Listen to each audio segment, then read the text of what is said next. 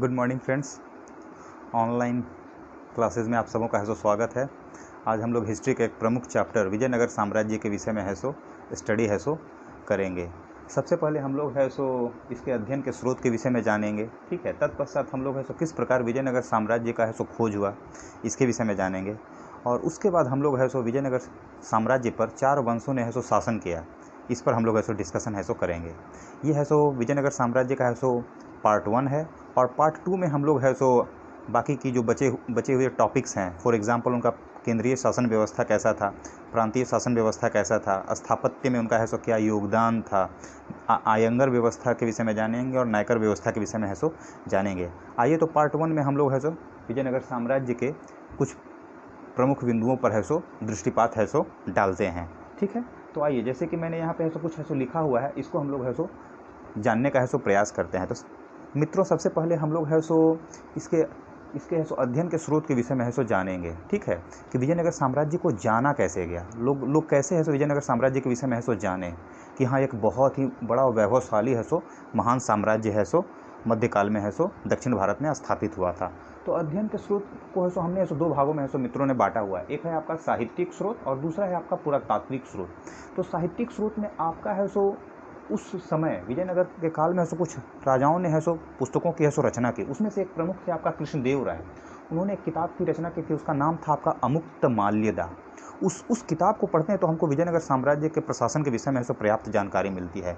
तो यह एक ठोस जानकारी हमको विजयनगर काल के विषय में है सो मिलती है। दूसरा है आपका, उस काल में बहुत सारे विदेशी यात्री है सो विजयनगर साम्राज्य का है सो भ्रमण किए, ठीक है, और उन्होंने है सो अपने यात्रा वृत्तांतों को है सो पुस्तक के रूप में है सो संकलित किया। उससे भी हमको विजयनगर साम्राज्य के विषय में है सो काफ़ी है सो जानकारियाँ है सो मिलती है। फॉर एग्जांपल आप देख सकते हैं, ईरान का राजदूत था अब्दुल रज्जाक, वो है सो घूमने के लिए आता है।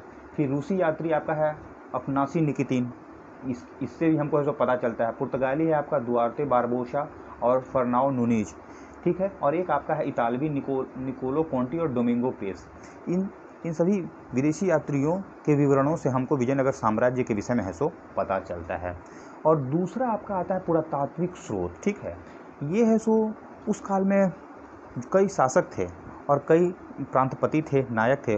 उन्होंने ऐसे कई अभिलेखों को है सो उत्कीर्ण करवाया, जो संभवतः मंदिरों में है सो अंकित मिलता है, हमको ताम्रपत्रों में मिलता है।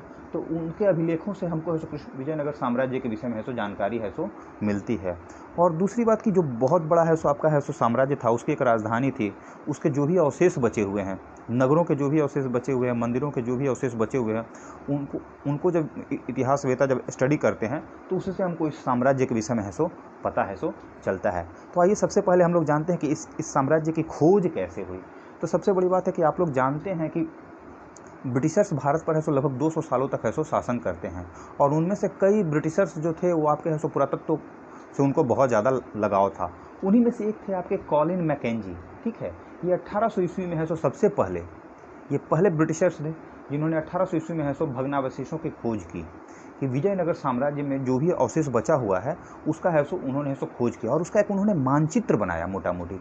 और इसमें उन्होंने है सो जो लोकल जो पुरोहित थे, ठीक है, लोकल जो जानकार थे, उनसे इन्होंने है सो काफ़ी है सो सहयोग लिया। तत्पश्चात आप देखते हैं कि अलेक्जेंडर ग्रानिलो, इन्होंने है सो और भी कई लोगों से सहयोग लिया और एक छाया चित्र बनाया कि यहाँ पर है सो विजयनगर साम्राज्य का है सो अवशेष था, और यहाँ तक है सो वो है सो फैला हुआ था। उसके बाद आपका आता है जे फ्लिट महोदय। ये है सो क्या करते हैं कि जो भी अभिलेख है सो दक्षिण भारत में प्राप्त होते हैं और विजयनगर साम्राज्य से उनको लगता है कि इनसे वो रिलेटेड थे, उनका है सो उन्होंने एक है सो संकलन है सो तैयार किया। फिर उसके बाद है सो 1902 ईस्वी में है सो जॉन मार्शल है सो इन्होंने है सो इस क्षेत्र का है सो व्यापक स्तर पर है सो सर्वेक्षण कराया। वो है सो भारतीय पुरातत्व सर्वेक्षण विभाग के है सो निदेशक थे, और इनका सो पुरातत्व में गहरी अभिरुचि थी। इन्होंने खोज किया, और तब हम पूरे दुनिया को पता चला, भारत को पता चला कि नहीं, भारत में 14वीं-15वीं शताब्दी में आपका है सो एक है सो महान साम्राज्य है सो पुष्पित पल्लवित हो रहा था, और उसका नाम है सो आपका विजयनगर साम्राज्य था। और इसको है सो राष्ट्रीय महत्व का घोषित किया गया 1976 ईस्वी में, और 1980 ईस्वी में इस पर एक विस्तृत परियोजना के रूप में इस पर है सो कार्य की गई, और इस पर है सो इतिहास लेखन का कार्य है सो प्रारंभ हुआ कि नहीं, इसके विषय में लोगों को है सो जानना चाहिए, ये हमारी है सो अमूल्य धरोहर है। तो यूनेस्को, भारत सरकार द्वारा यूनेस्को में है सो इसको है सो भेजा गया और यूनेस्को ने है सो इसको 1986 ईस्वी में विश्व पुरातत्व स्थल है सो घोषित कर दिया। और इसको है सो आपका हिस्ट्री के क्लासेज में है सो आपको है सो शामिल कर दिया गया, ताकि भारत के नागरिक है सो जान सके कि हाँ कैसा कैसा साम्राज्य है सो भारत में है सो पुष्पित पल्लवित है सो हो रहा था। ठीक है, और यहाँ पे हमने एक है सो मैप बनाया हुआ है, दक्षिण भारत का एक मैप है, और इस मैप में आप देख सकते हैं, ठीक है, कि ऊपर की ओर आपका है सो बहमनी साम्राज्य है, उसके बगल में आपका उड़ीसा साम्राज्य है, और इसके नीचे आपका जो बृहत जो क्षेत्र है दक्षिण भारत का वो है सो विजयनगर साम्राज्य है सो था।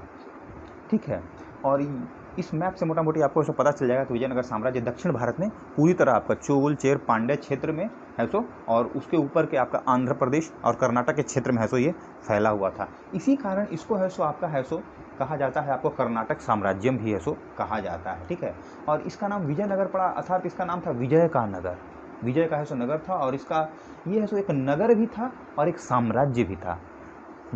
ठीक है, और ये है सो आपका ये जो क्षेत्र, इसका जो राजधानी जो था वो मुख्यतः सो कृष्णा तुंगभद्रा दोआब का क्षेत्र में आपका है सो फैला हुआ था। और उस समय प्राचीन मध्यकाल में इसको है सो उस क्षेत्र को है सो आपका है सो हम्पी कहा जाता था। हम्पी जो नामकरण पड़ा था वो स्थानीय मातृदेवी पंपा देवी के नाम पर है सो पड़ा हुआ था। ठीक है, तो ये तो हम लोगों ने जान लिया कि किस प्रकार विजयनगर साम्राज्य का है सो नामकरण है सो हुआ था। ठीक है, अब आइए हम लोग जानते हैं कि विजयनगर साम्राज्य में किन किन शासकों ने है सो और किन किन वंशों ने है सो शासन है सो किया। तो आप देख रहे होंगे यहाँ पे कि मैंने यहाँ पे ड्रॉ किया हुआ है, विजयनगर साम्राज्य जो था उस पर है सो मुख्यतः है सो 4 राजवंशों ने है सो शासन किया। ठीक है, एक आपका था संगम वंश, यह है सो 1336 ईस्वी से 1485 ईस्वी तक है सो शासन है सो करता है। तत्पश्चात आपका आता है 1485 ईस्वी से 1505 ईस्वी तक सुलूव वंश। ठीक है, और उसके बाद आपका आता है तुलु वंश जो 1505 ईस्वी से 1565 ईस्वी तक है सो शासन है सो करता है। तत्पश्चात आपका आता है 1570 ईस्वी से 1615 ईस्वी तक आरवीडू वंश। तत्पश्चात है सो आपका है सो विजयनगर साम्राज्य है सो समाप्त है सो हो जाता है। ठीक है, तो आइए एक एक वंश को हम लोग है सो डिटेल में है सो स्टडी है सो करते हैं। तो सबसे पहले संगम वंश के विषय में हम लोग है सो जानने का है सो प्रयास है सो करते हैं। संगम वंश का है सो संस्थापक आपका है सो हरिहर प्रथम और बुक्का प्रथम था। ये 2 भाई थे। ठीक है, ये 2 भाई थे और दोनों है सो आपका है सो दक्षिण भारत में है सो काम्पिली राज्य था एक, वहीं पे है सो आपका है सो मंत्री थे, काम्पिली राज्य में है सो मंत्री का है सो कार्य कर रहे थे। और उसी समय है सो आपका उत्तर भारत में है सो मोहम्मद बिन तुगलक है सो शासन है सो कर रहा था। काम्पिली में जब विद्रोह होता है तो मोहम्मद बिन तुगलक है सो काम्पिली राज्य को है सो जीत जाता है, और वहीं पे है सो दोनों भाइयों को है सो वो है सो गिरफ्तार कर लेता है, कैद कर लेता है, और उनको अपने साथ उत्तर भारत है सो ले जाता है। वहाँ पे है सो दोनों भाइयों को कहा जाता है इस्लाम धर्म स्वीकार कर लो, तो दोनों भाई इस्लाम धर्म को है सो स्वीकार कर लेते हैं। लेकिन इसी बीच में है सो आपका है सो दक्षिण भारत में आपका है सो मदुरई और मैसूर दोनों क्षेत्रों में है सो जो प्रांतपति थे, जो स्थानीय शासक थे, वो वृहद पैमाने पर है सो विद्रोह कर देते हैं। तो इस क्रम में आपका है सो मोहम्मद बिन तुगलक है सो इन दोनों भाइयों को कहता है कि आप दोनों है सो जाओ वहाँ पे और जा करके उसको है सो परास्त करो और हमारे राज्य की है सो रक्षा करो। तो दोनों भाई पुनः है सो आपका आता है सो दक्षिण भारत है सो आते हैं, और इस क्रम में वो है सो यहाँ पे जब वो आते हैं तो वो संत विद्यारण्य के संसर्ग में आते हैं और इन पुनः है सो ये है सो इस्लाम धर्म को त्याग देते हैं और हिंदू धर्म को है सो अपना लेते हैं। और ये दोनों भाई है सो पुनः विद्रोह करते हैं और वहीं पे संगम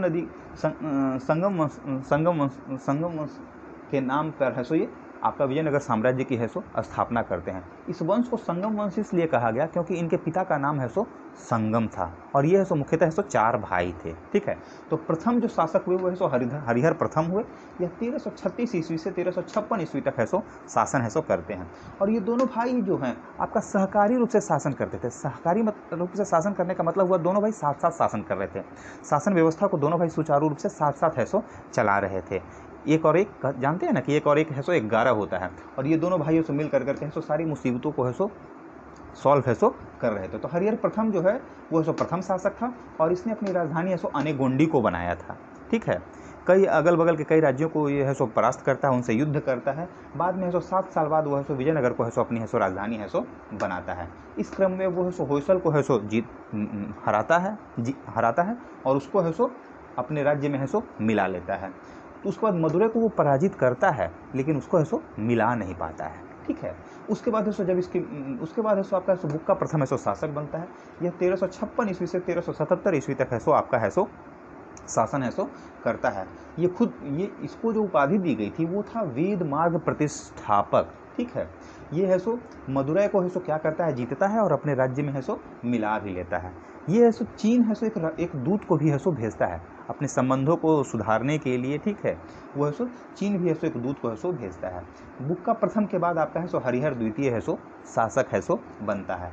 यह 1377 ईस्वी से 1404 ईस्वी तक है सो शासन करता है और ये है सो महाराजा धीराज की है सो उपाधि को है सो ग्रहण है सो करता है। यह है सो शिव का जो एक विरूपाक्ष रूप है उसका है सो बहुत बड़ा है सो उपासक था ये, ठीक है। इसके बाद है सो आपका आते हैं देवराय है सो प्रथम के विषय में आते हैं, ठीक है। देवराय प्रथम है सो 1404 ईस्वी से 1422 ईस्वी तक है सो शासन करता है और ये है सो बहुत बड़ा है सो संरक्षक था, पुस्तकों का प्रेमी था। यह तो संरक्षण देता है हरविलास और श्रीनाथ को। ये तेलुगु के है सो महान है सो कवि थे, इनको है सो अपने दरबार में है सो संरक्षण देता है, ठीक है। और इसी के काल में आपका है सो निकोलो पोंटी है सो 1420 ईस्वी में है सो आता है, ठीक है। और ये क्या करता है, अपने सेना का है सो पुनर्गठन करता है और अपनी सेना में है सो तुर्की तीरंदाजों की है सो भर्ती करता है ताकि उसकी सेना है सो ज़्यादा से ज़्यादा है सो मजबूत हो सके। कारण क्या था भाई, क्योंकि इनका है सो हमेशा है सो लड़ाई है सो आपका ऊपर के जो राज्य है बहमनी साम्राज्य और उड़ीसा, इनसे है सो हमेशा है सो चलता रहता था। उड़ीसा का जो साम्राज्य था, यहाँ के शासक हाथियों का बहुत ज़्यादा है सो प्रयोग करते थे, इसलिए इनको गजपति कहा जाता था, ठीक है। और बहमनी साम्राज्य घोड़ों का है सो युद्ध में बहुत ज़्यादा प्रयोग करते थे, इसलिए इनको है सो अश्वपति कहा जाता था। और जबकि है सो विजयनगर साम्राज्य के जो शासक होते थे उनको है सो राय या नरपति है सो कहा जाता था, ठीक है। इसी के काल में फिरोज शाह बहमनी है सो आक्रमण करता है। इस शुरुआत के युद्ध में सो देवराय प्रथम है सो पराजित भी होता है और अपनी बेटी का शादी है सो इसको है सो फिरोज शाह बहमनी से है सो करना पड़ता है, लेकिन पुनः है सो ये अपनी स्थिति को है सो मजबूत करता है और ये है सो शक्ति संतुलन को है सो बराबर है सो करता है। इनफैक्ट फिरोज शाह बहमनी जो है सो विजयनगर साम्राज्य पे आक्रमण करता है, इसके पीछे रीज़न क्या था? इसके पीछे का जो रीज़न था वो आपका है सो कृष्णा तुंगभद्रा दोआब का जो उपजाऊ क्षेत्र था वह था।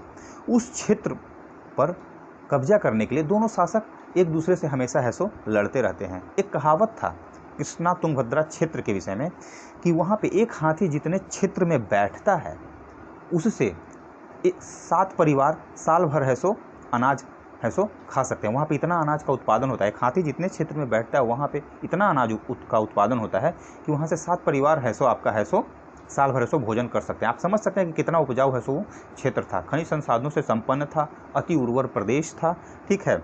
इसी कारण है सो इस क्षेत्र पर कब्जा करने के लिए आपका है सो बहमनी साम्राज्य और विजयनगर साम्राज्य में लगातार है सो युद्ध है सो आपका है सो होता है। देवराय प्रथम के बाद आपका है सो देवराय द्वितीय आता है। यह 1422 ईस्वी से 46 ईस्वी तक है सो आपका है सो शासन करते हैं और इनका जो महत्वपूर्ण अभियान था वो कोंडबिंदु का विजय था, ठीक है। एक लोकल जो राज्य था कोंडबिंदु उस पर है सो विजय करते हैं और लोकल जो शासक थे उनको है सो हराता है। इन्होंने है सो टीका भी लिखा है, एक है सो महानायक सुधानिधि है और दूसरा आपका है बादरायण का ब्रह्मसूत्र। इस पर इन्होंने स्वयं है सो टीका है सो लिखा हुआ और इनके काल में आपका है सो अब्दुल रज्जाक का है सो आगमन होता है। ये ईरान के दरबार का है सो राजदूत था और ये कहता है कि ये अपने समय के है सो बहुत ही शक्तिशाली है सो शासक था।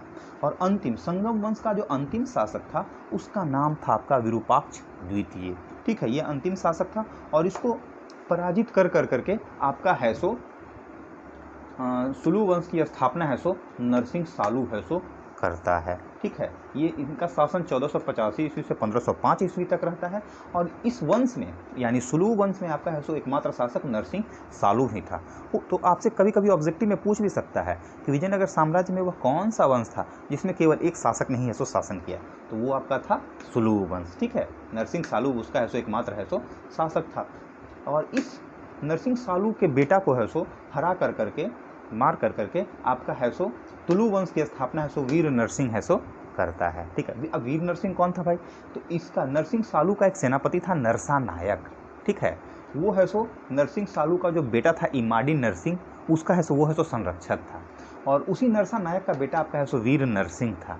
ये है सो क्या करता है कि इसके बेटे को है सो हरा देता है और हरा करके वो है सो तुलु वंश की स्थापना करता है और ठीक है, और ये है सो एक अपना है सो वंश तुलु वंश को है सो चलाता है।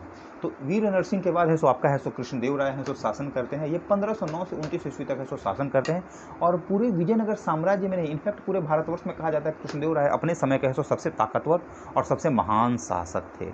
आपने है सो एक है सो बचपन में कहानी की किताबें भी पढ़ी होगी तेनालीराम की, ठीक है, वो इनके दरबार में ही है सो रहते थे। ठीक है, बाबरनामा में बाबर इनफैक्ट है सो उस समय है सो भारत आता है तो वो है सो कहता है कि दक्षिण में सो कृष्णदेव राय है सो अपने समय का है सो सबसे ताकतवर राजा, इसका वर्णन करता है बाबरनामा में बाबर स्वयं। मतलब ये इतने ताकतवर और इतने महान शासक थे। ठीक है, इन्होंने सो कुछ किताबों की रचना की, उसमें से एक है आपका आमुक्त माल्यदा और दूसरा है जामवंती कल्याणम। ठीक है, ये तो तेलुगु में लिखा हुआ और इसमें शासन व्यवस्था किस प्रकार करनी है और एक राजा का व्यवहार किस प्रकार का होना चाहिए, इसका है सो वर्णन इसमें सो मिलता है। इन्होंने एक शहर भी बसाया था जिसका नाम था नागलपुर। ठीक है, नागलपुर इन्होंने एक शहर को भी ऐसो बसाया था। और इनके समय में जो यात्री आए थे वो थे डोमिंगो पायस और डुआर्टो बारबोसा। और इन्होंने इसके साम्राज्य के विषय में सो बहुत ही अच्छी अच्छी बातों का ऐसो वर्णन है सो किया है। इनके दरबार में है सो 8 प्रसिद्ध है सो विद्वान थे, उनको ऐसो कहा जाता था आपका अष्टदिग्गज। ठीक है, और इन्होंने ऐसो एक मंदिर का भी निर्माण कराया था जिसका नाम था आपका हजारा मंदिर। ठीक है, और इनके क्रियाकलापों के कारण इनका दूसरा नाम था आंध्र भोज या फिर अभिनव भोज भी इनको है सो कहा जाता था। ठीक है, और इनके बाद है सो आपका है सो शासक बनते हैं इनके चचेरे भाई अच्युत देव राय। ठीक है, ये है सो आपका 1529 ईस्वी से 1542 ईस्वी तक है सो शासन करते हैं।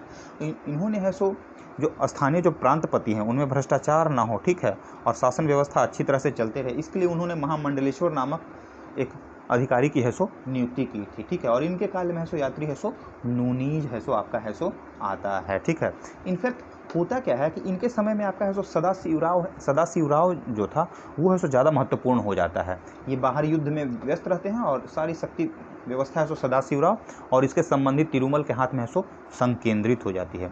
कालक्रम में है सो अच्युत देव राय को है सो पदस्थापित करके सदाशिवराव है सो गद्दी पर है सो बैठता है और ये 1542 से 72 ईस्वी तक है सो शासन है सो करता है। लेकिन सदाशिवराव भी है सो बहुत ही कमज़ोर शासक था। ठीक है, सारा शक्ति है सो रामराय नामक एक व्यक्ति था। ठीक है, रामराय नामक एक व्यक्ति था, उसके हाथ में है सो आपका है सो केंद्रित हो जाता है। ठीक है, और इसी के काल में आपका यानी सदाशिवराव के काल में ही आपका है सो एक युद्ध होता है जिसका नाम था आपका तालीकोटा का युद्ध या फिर बनीहट्टी का युद्ध कहते हैं या फिर आपका राक्षस तगड़ी का युद्ध है सो कहते हैं। यह आपका होता है आपका 23 जनवरी 1565 ईस्वी को। इनफैक्ट ये युद्ध होता क्यों है? यह युद्ध होता इसलिए है क्योंकि दोनों के दोनों राज्य हैं सो आपस में दोनों के दोनों राज्यों में है सो आपस में है सो पुरानी है सो दुश्मनी थी। और एक तरफ आपका बहमनी राज्य साम्राज्य जो टूटता है तो उसमें है सो 4-5 राज्य थे। ठीक है, उसमें से आपका है सो एक तरफ हो जाते हैं आपका अहमदनगर, बीदर, बीजापुर और गोलकुंडा, और दूसरी तरफ है सो विजयनगर साम्राज्य अकेला हो जाता है। और ये चारों राज्य मिल करके विजयनगर पर है सो आक्रमण करते हैं और इस राज्य को पूरा का पूरा है सो ध्वस्त कर देते हैं, इसका सर्वनाश है सो कर देते हैं। ठीक है, तो विजयनगर बुरी तरह पराजित होता है और इसका जो अंतिम जो शासक था, ठीक है, वो किसी प्रकार अपनी स्थिति को है सो बचाए रखता है और उसको पराजित कर करके 1570 ईस्वी में अराविडु वंश का स्थापना है सो तिरुमल है सो करता है। ठीक है, इसकी राजधानी आपके है सो पेनुकोंडा थी और चंद्रगिरी थी, यही प्रशासनिक राजधानी थी और इसका साम्राज्य काफ़ी है सो सिकुड़ गया था।